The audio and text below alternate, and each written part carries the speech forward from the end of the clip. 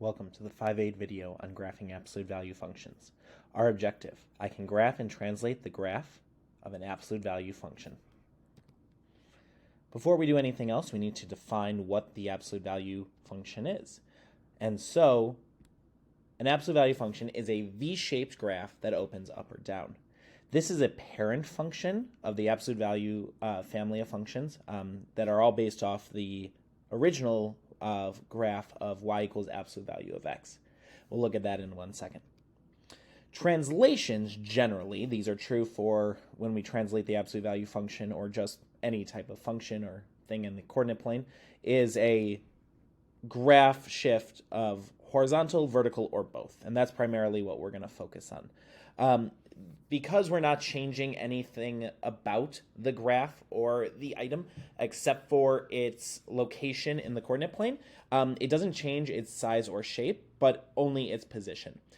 All translations are a subcategory of transformations, which can change a graph's position, but can also change their size and shape. We won't be looking at these explicitly, but you will have an opportunity to explore these at the end of the video. You can quickly graph an absolute value equation by shifting the graph of y equals absolute value of x by just moving it up, down, left, or right. Here's the parent function, y equals absolute value of x. You'll notice it has a couple of key characteristics. Number one, it's a V shape, and it is symmetrical across the y-axis. On the right-hand side of the y-axis, so in other words, when you have a domain that is greater than 0, it has a slope of +1, and on the left-hand side of the y-axis, so when your domain is less than 0, you have a slope of -1. You'll notice that it never goes below the x-axis. It's because absolute value can never be negative, and you could generate these points using a table of values by simply plugging in the numbers. Note that this graph is continuous and it goes on forever in both directions, both x and y. So we're going to take that parent function, y equals absolute value of x, and we're going to translate it. So let's start with vertical translations. Y equals absolute value of x plus or minus k shifts it up and down because that k is outside the absolute value. So order of operations, you would simplify the absolute value part and then add that k component afterwards.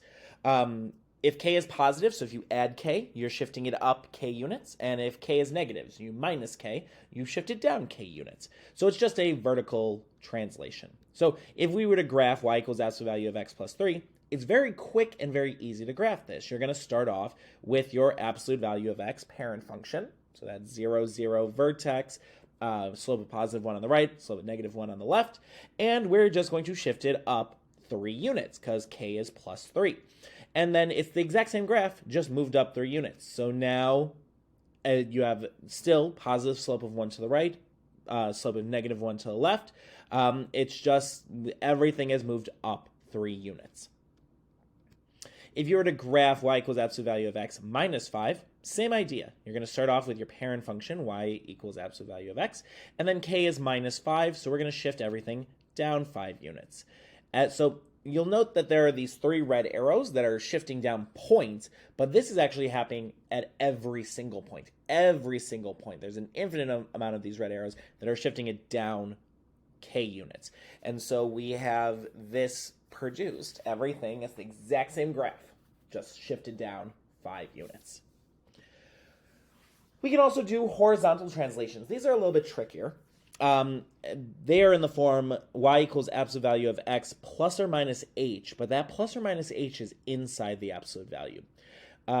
When h is negative, so in other words, x minus h is inside the absolute value, you're going to shift to the right h units. And you could verify this using a table of values.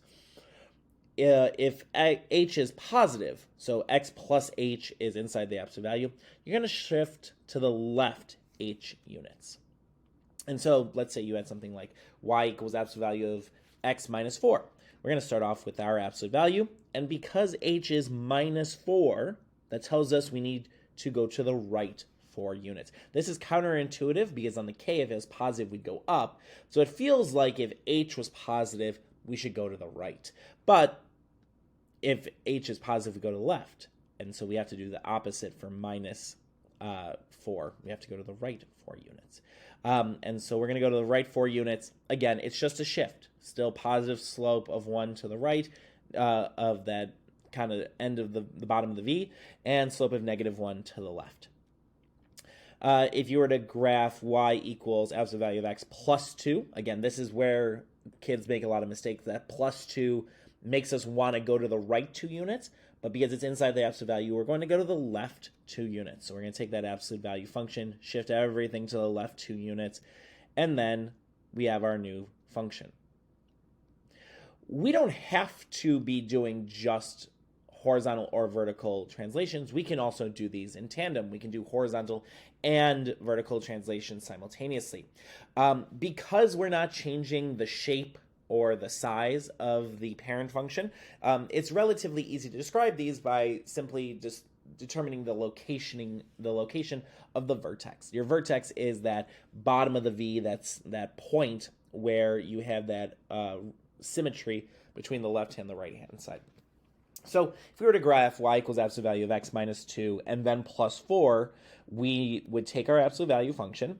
And you could do these steps in either order. It doesn't matter if I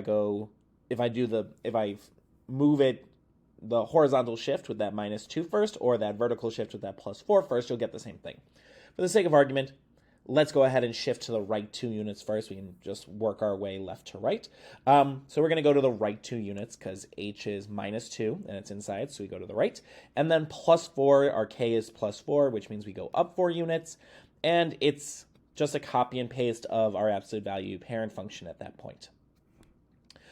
We can do, location of your vertex is 2, 4, which you could probably have determined just by looking at your equation form. X minus 2 inside your absolute value means shift to the right 2. So if I was at 0, 0, and I shift to the right 2, now I'm at 2, 0. And then my k is plus 4, so if I'm now at 2, 0, and I go up 4 units, I'm now at 2, 4. So your vertex is hidden inside your absolute value equation if there are just horizontal and vertical shifts. That trick does not work if there are other components, like you'll see at the end of this video, where you can stretch or shrink or invert the absolute value. So let's do another one, y equals absolute value of x plus 5 and then minus 6. So again, we're going to start off with our absolute value. And for the sake of argument, we'll do the same order. We're going to go to the left 5 units because it's plus 5. Our h is positive 5, so left 5 units. And then k is minus 6, so we're going to go down 6 units. And we're just going to pick up that function and move it there.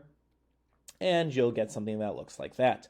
You'll notice that, again, vertex is hidden in that equation form. We're going to the left 5 and then down 6 because of that plus 5 minus 6. So our vertex is now at -5, -6. Well, how do you read a graph and determine the absolute value given a set of graphs? So let's go ahead and do this. A couple of different colored graphs here all around, and we're just going to use the vertex trick here because these are all transformations of that absolute value of x parent function. So if you do the red one first, you'll notice it has a vertex of -3, -7. So that means we shifted to the left 3 and down 7. So because we shifted to the left 3, we know it's going to be plus 3 inside the absolute value. And because we shifted down 7, we're going to have a -7 outside of that. So remember, these are just translations of that absolute value of x, which is in that dashed black line. So left 3, down 7, x plus 3 inside the absolute value, and then -7. For the blue one, same thing. We're taking that black dashed line. We're moving it to the right 5, so we know we're going to have x minus 5 inside the absolute value, and then it's shifted up 1 unit, so we know it's going to be x minus 5 inside the absolute value plus 1. For the green, you're shifting to the left 8 units, and then up 1 unit, so we know it's going to be x plus 8, because it's to the left, and then plus 1 outside because we're going up 1 unit. And then finally, for our purple one, we know that we shifted it to the right 7 and then down 9. So because we're shifting it to the right 7, we're going to have a minus 7. And because we shifted it down 9, we're going to have a minus 9. So y equals absolute value of x minus 7 minus 9.